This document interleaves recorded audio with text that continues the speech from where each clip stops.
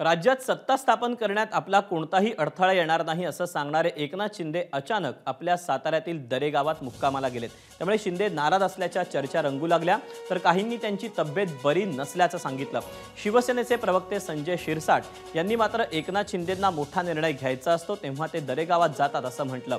त्यामुळे राज्यात सत्ता स्थापनेच्या पार्श्वभूमीवर काळजीवाहू मुख्यमंत्री एकनाथ शिंदे काय मोठा निर्णय घेणार हे पाहणं महत्त्वाचं ठरेल।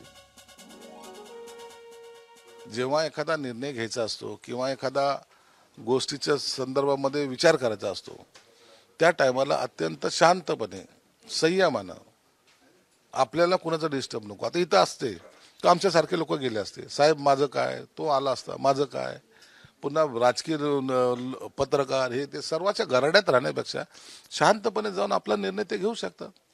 आता दरेगावला जायचं म्हणजे किती त्रासदायक आहे, म्हणून कोणी जाणार नाही। त्यांचे मोबाईल स्विच ऑफ आहेत आणि शांतपणे ते निर्णय घेतील आणि आल्यानंतर ते आम्हाला कळवतील। आम्ही त्यांच्या त्या निर्णयाप्रमाणे आमची भूमिका राहील। एबीपी माझा, उघडा डोळे बघा नीट।